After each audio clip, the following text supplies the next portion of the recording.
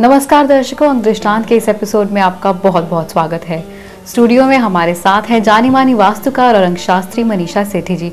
मनीषा जी, आपका बहुत बहुत स्वागत है। नमस्कार दर्शकों, आज हम मनीषा जी से जानकारी लेंगे वास्तु शास्त्र के बारे में, यानी कि कैसे वास्तु आपकी जिंदगी में असर डालता है, कैसे इसके पॉजिटिव इफेक्ट्स आपकी लाइफ को बेटर कर सकते हैं। तो मनीषा जी, सबसे पहले ये बताइए कि वास्तु शास्त्र का हमारी जिंदगी पर कैसे फर्क पड़ता है, कितना फर्क पड़ता है? जी, सबसे पहले इम्पोर्टेंट बात जो है, देखिए वास्तु मीन्स कैसे वास करें हम, कि व्यक्ति विशेष कैसे वास करे। वास्तु का अर्थ ये है, कई दफे हमने देखा है कि हम घर खरीदते हैं लेकिन हम ये नहीं देखते हैं कि इसका नंबर क्या फॉर्म हो रहा है। तो सबसे इम्पोर्टेंट बात आपको ये ध्यान में रखनी है कि उस घर का एड्रेस क्या है और जिस व्यक्ति के विशेष के नाम से घर खरीदा जा रहा है उसका डेट ऑफ बर्थ क्या है। अगर वो घर कहीं उसके डेट ऑफ बर्थ से मैच हो रहा है तो उसको ये घर कभी फायदा नहीं करेगा। अगर वो इतना समझ ले कि हर चीज मेरे ऊपर मतलब वाइब्रेशंस क्रिएट करती है, यहाँ तक कि उसके रहने का स्थान भी, तो डेफिनेटली उसका एड्रेस भी उस पर उतना ही वाइब्रेशंस क्रिएट करता है। अगर कहीं एड्रेस सेम है और व्यक्ति का डेट ऑफ बर्थ सेम है तो ही कैन सिंपली अंडरस्टैंड कि उसको उतनी ग्रोथ नहीं मिलेगी। इन दैट केस आपको ये करना है कि अगर आपने उसमें निवेश नहीं किया है तो आप इंटरचेंजेबल अंकों में जाएं। जैसे कि 1 नंबर का व्यक्ति जो है 369 नंबर के हाउसेस को परचेज करे जिसका टोटल ये बनता हो। इन केस अगर वो ऐसा गलती कर चुका है कि 1 नंबर का है और 1 नंबर के ही हाउस में रह रहा है तो in that case he can go for vastu numerology. तो सबसे पहली इंपॉर्टेंट बात कि उस घर का एड्रेस देखना है, मतलब जो जिस भी स्थान पे हम रह रहे हैं कि उसका एड्रेस हम पे कितना फर्क ला सकता है। मनीषा जी, जैसे कि आप बता रहे हैं कि अगर 3, 6 और 9 अंक का व्यक्ति है तो उसको एक पर्टिकुलर अंक का ही घर लेना चाहिए, तो वो तो उसके लिए जो घर खरीद रहे हैं। लेकिन एक इंसान अपने परिवार के साथ रहता है तो बाकी के जो परिवार के लोग हैं उनका अगर अंक अलग है, जो कि ज्यादातर होगा ही, तो उस समय पे उन परिवार वालों पर क्या असर नहीं पड़ेगा उस अंक का? जी, ये बहुत अच्छा प्रश्न आपने उठाया। देखिए, लेकिन जो जैसे हमने बताया कि उस व्यक्ति के नाम से है वो जगह, यानी ज्योतिष के माध्यम से अगर हम इसको कनेक्ट कर रहे हैं तो वो प्रॉपर्टी उसी को बिलोंग कर रही है। दूसरे जो व्यक्ति रह रहे हैं वो वाइब्रेशंस क्रिएट कर रहे हैं, कुछ ना कुछ वो बैलेंस जरूर कर रहे हैं। अगर उनका अंक डिफरेंट है तो उनको वो सूट कर रहा है, लेकिन वो देखेंगे कि अगर वो सेम अंक का व्यक्ति है और सेम नंबर की भूमि में रह रहा है उसको बहुत प्रॉब्लम्स है। ये मैंने आपको एक सिंपल उपाय बताया है कि आप खुद टेस्ट करिए इस चीज को। You will come to notice कि वो व्यक्ति उस जगह पे ग्रोथ नहीं कर रहा है और कहीं हटा के हम उस नाम को मतलब उस व्यक्ति की डेट ऑफ बर्थ जैसे हमने बताया कि सेम हो रहा है तो उसमें चेंज करते हैं या उसने अपने पुत्र या पुत्री के नाम से कर दिया तो वो देखेगा अब ग्रोथ ज्यादा है क्योंकि वो इंटरचेंजेबल हो गया। तो ये समझने का विषय है कि ज्योतिष के माध्यम से हमें एक मोटी सी बात समझनी है अंकों के द्वारा कि जो हमारा डेट ऑफ बर्थ है वही हमारा लैंड का नंबर नहीं होना चाहिए।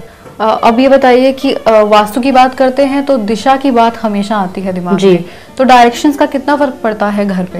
देखिए, बहुत ज्यादा क्योंकि दिशा का प्रभाव पड़ता है, लेकिन ये भी एक मोटी सी बात समझनी है दर्शकों को कि जैसे कि हम कहते हैं दक्षिण मुखी घर अच्छे नहीं होते, तो ऐसा नहीं है कि सबको ही दक्षिण मुखी घर नहीं फलेंगे। इसमें भी अंकों का बहुत विशेष महत्व है। जितने भी व्यक्ति 9 नंबर के हैं उनको जो है साउथ फेसिंग मकान या प्लॉट्स बहुत फलते हैं। अच्छा। तो इसमें भी आप एक अंक शास्त्री का सहारा ले सकते हैं कि हमें कौन सी दिशा में काम करना चाहिए। तो मनीषा जी, वास्तु से संबंधित कोई ऐसी टिप दे दीजिए जो सभी दर्शकों के काम आ पाए। देखिए, सबसे पहले तो मैंने बताया कि अंकों को करेक्ट करना बहुत जरूरी है। जो एक कॉमन टिप है उस जगह की वाइब्रेशन चेक करने के लिए किसी इन्फेंट को ले जाकर के वाइब्रेशन चेक कर सकते हैं अगर आप उस स्थान पे नहीं रह रहे हैं तो। अगर वो इन्फेंट वहां पे 15 to 20 मिनट्स तक कंफर्टेबल है उस जगह पे, रोता नहीं है, कहते हैं ना बच्चे की किलकारी बहुत अच्छी होती है, शुभ होती है, तो अगर वो उस जगह पे अच्छा महसूस करता है तो दैट मीन्स की वाइब्रेशन तो अच्छी है उस जगह की। लेकिन अगर हम कहीं उस जगह पे रह रहे हैं और तब हम ये उपाय करते हैं तो ये सफल नहीं हो सकता है क्योंकि वहां पे बहुत सारे लोगों की वाइब्रेशंस वर्कआउट हो रही हैं। तो इन दैट केस वो उस जगह पे जैसे उस जगह के नॉर्थ में अंदर की तरफ आए, अगर वो प्लॉट कंस्ट्रक्ट किया हुआ है तो उस जगह के नॉर्थ में एक मिट्टी के कलश में मूंग साबुत रखें, हरे मूंग जिसको हम कहते हैं, और उसको 15 से 20 दिन वहीं पड़े रहने दें। ये उपाय वो शुक्ल पक्ष के दौरान करें और जैसे ही शुक्ल पक्ष खत्म होता है तो वो उस मूंग को चेक करें, अगर उसमें कीड़ा नहीं लगा है तो दैट मीन्स वो जगह उनके लिए अच्छी रहेगी। अगर कहीं उसमें कीड़ा लग गया है किसी भी कारणवश, तो उनको ये समझना है कि ये प्लॉट उनके लिए उतना फ्रूटफुल नहीं रहेगा।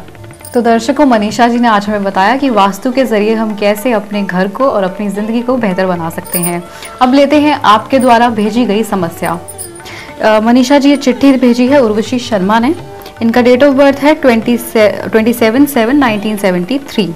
इन्होंने पिछले साल शिफ्ट किया था हाउस नंबर F280 में। कहते हैं इन्होंने जब से शिफ्ट किया है प्रॉब्लम्स पे प्रॉब्लम्स आ रही हैं।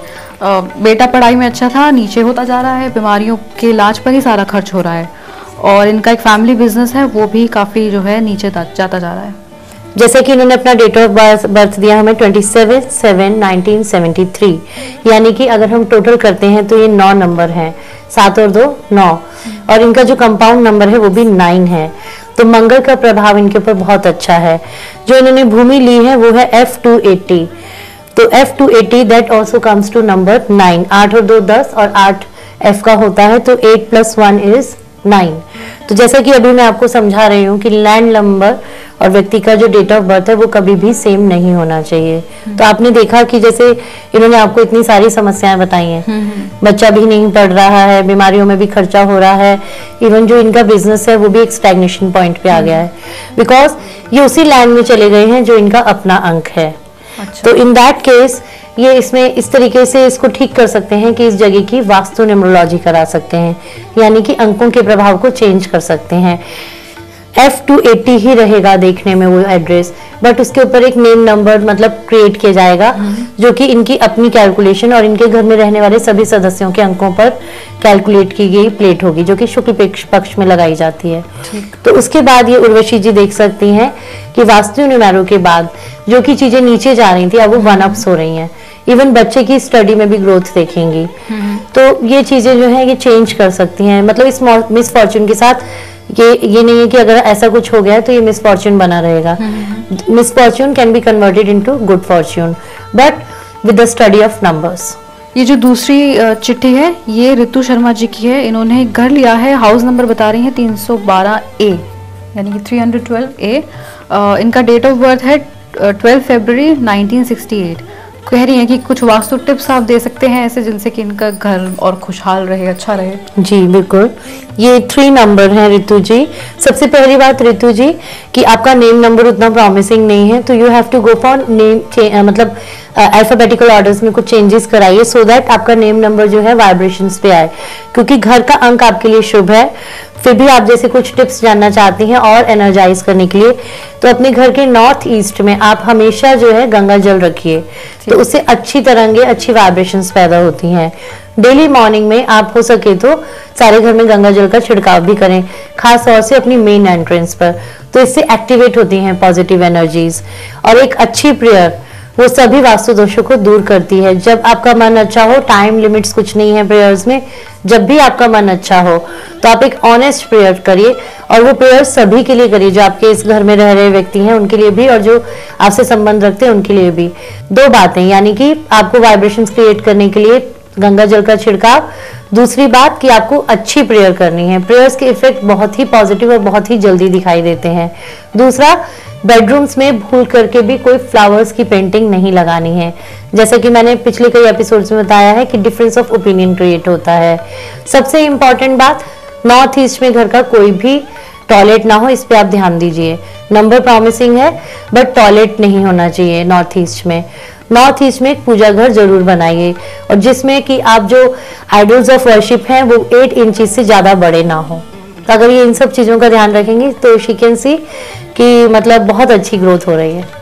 तो दर्शकों, अगर आपकी भी ऐसी ही कोई वास्तु संबंधित समस्या है जिसका आप मनीषा जी से समाधान चाहते हैं, तो आप इन्हें व्यक्तिगत तौर पर संपर्क कर सकते हैं। इसके लिए आप इनका पता लिख लीजिए।